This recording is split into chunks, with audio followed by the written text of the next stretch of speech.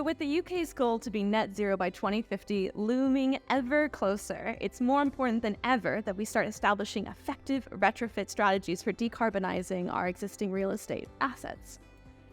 So what's the best way to do this? That's a lot easier said than done, to go ahead and decarbonise things. So today we're going to be discussing best practices as well as how we actually measure our success. Before last April, we didn't have that much interest around the subject from the clients, even though climate emergency has been declared. So everyone was aware that there is a need to do something before 2030, 2050. People were quite hesitant. They wanted to see what other clients and what other similar organizations are doing. At the moment, it's no longer there. People are aware that if they are not moving fast enough, they can miss out that opportunity to retrofit and do the right thing. I'm really passionate about those existing estates. I find them fascinating how we kind of take the best buildings and repurpose those and undertake that analysis to understand which ones you kind of let go, or maybe which ones sit better outside of the estate and someone else can do better with that. So that whole process, but again, that shift, I'm seeing it from Hydrock's perspective of we're really starting to focus on those estates and the capital projects. They're nice, but it's becoming less of a focus. I think we've seen a huge change as consultants, particularly in private sector as well as public, to see that actually before, new buildings were very much the exciting ones, the sexy buildings. That's the ones that all of us wanted to work on, and that's what our graduates were really passionate about back then. Now we've seen such a step change, and we've got loads of grads and apprentices that are doing studies on how do we make sure that the buildings that we've got are fit for purpose in the future. And I think that's just been such a lovely mindset shift that has happened. On the flip side of it, I do think sometimes we're a little bit too keen to hold on to what we've got.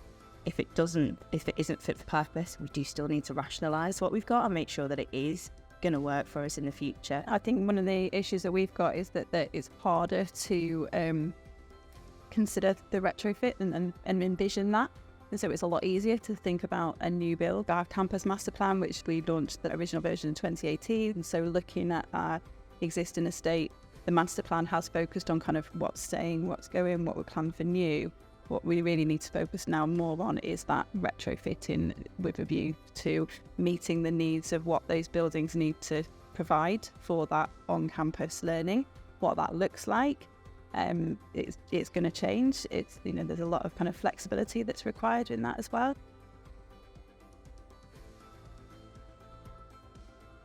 We've got to understand the size of the problem before we start to address it. If you take your energy usage data and you overlay that with space utilization and you overlay that with the size of the challenge you have with your backlog maintenance and maybe your Building Safety Act fire compliance, and you start to get all these data packets together to form a robust view of your estate, be that local authority or healthcare or whatever, you can start to identify the really problem areas.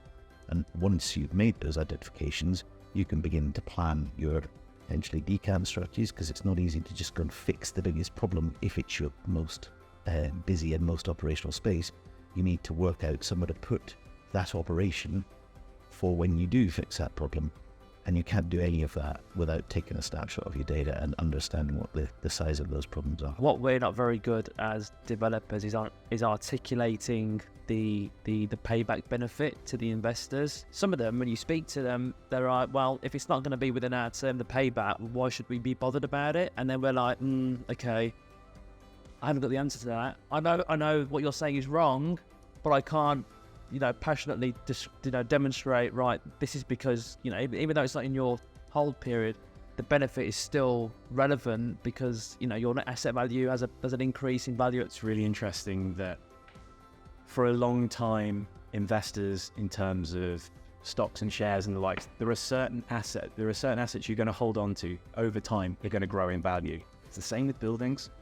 Some of them, we look around at the heritage in Manchester, some of those buildings, hundreds of years old, and they're still going up in value. Whereas others, some real nasty 60s, 70s, 80s stock, it's just dropping off. What are the parameters that sit around that? It could be health and well-being, it could be decarb, it could be fire. So one of our challenges is around uncertainty leading to inaction as well, and delay in the process. So and it's really, as I said, really important to align those strategies and then get that strategy in place, but have enough flexibility in there to be able to adapt to changes. So we've got all these data sets, and we are at the point where we're trying to bring them all together. But we are mainly looking at scopes 1 and 2. And then when you start looking at embodied carbon and the responsibility we have around that, and we're having these discussions about, some of these buildings, maybe they just, you're not going to retrofit them. But I know that within the academic sector, we would get really questioned if universities started meeting their scope 1 and 2 carbon targets by selling off their estate. It just wouldn't be acceptable to the academic community or to the students. We worked with an organisation recently. They said, what's it going to take to greenwash, to pay our way out of trouble? It was roughly 20 million quid versus 30 million quid to fully decarbonise. And then, well, of course, we'll just pay our way out of trouble. But then when you explain that actually once you decarbonise, you go into saving £1 million a year, and it's only going to take you 7 years to do all of that work, that means you've then got £17 million worth of savings to reduce your £30 million of capital spent to achieve the targets.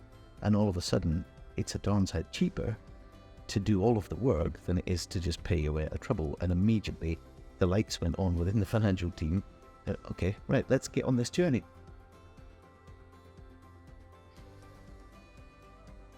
When you're looking at cost at the beginning, if you do get all of the consultants on board and you do collaborate, you can then de-risk a project, and you can address those, as you've already mentioned, about the purpose of this conversation is about sustainability within retrofit, but there is a lot of government policy that has come out and that does need to be addressed. There is other stuff coming, so we've got the safety bill, we've got the biodiversity targets that are coming out in November alongside net zero. So actually, I think, the business case and cost can only be informed by a collaborative team working together to test those ideas early.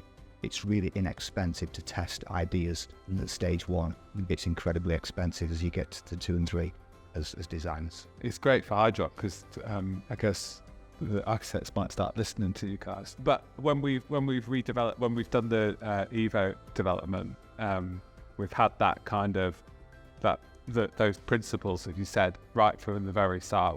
We started designing that building before knowing what net zero really meant, because there wasn't that guidance, and we certainly didn't know at the time. Having that very kind of strict brief and saying kind of non-negotiable, these are the non-negotiable items, we want it to be as low carbon, both embodied and operational.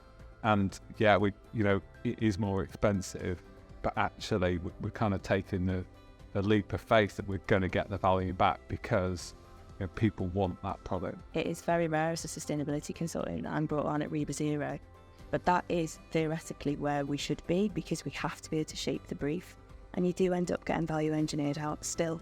Even though we have all of these pressures, we've got reputational pressures, stakeholder pressures, financial pressures, and we're still value engineered out.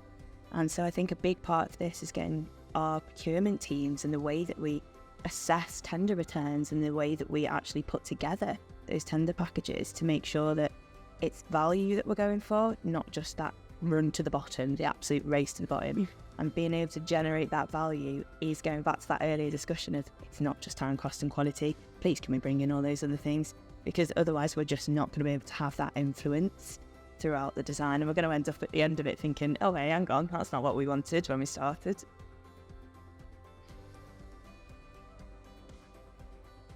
There's absolutely no surprise that all of our best projects, as when you've invested in, clients have invested and demanded a really talented and collaborative design team. It's no surprise, and it happens all the time. So I think that's a really important point. But I think in terms of the retrofit and best practice, I think whichever sector you're looking at, I think one of the really important things is to build in flexibility and adaptability. I think that's going to become the thing that will be able to allow us to answer the future questions on retrofit when these even new assets become repurposed, life cycled, however many years down the line. And just also to that point, what I wanted to say, so all of those great conversations that we have around the table at the moment, they are also revolving around the topic of transparency and then ensuring that we are sharing all the goods, but also all the bad stories, because retrofit from the technical perspective is one of the greatest challenges. You are taking on the existing asset and you are not, until you do the surveys, you are not fully certain what you will find there.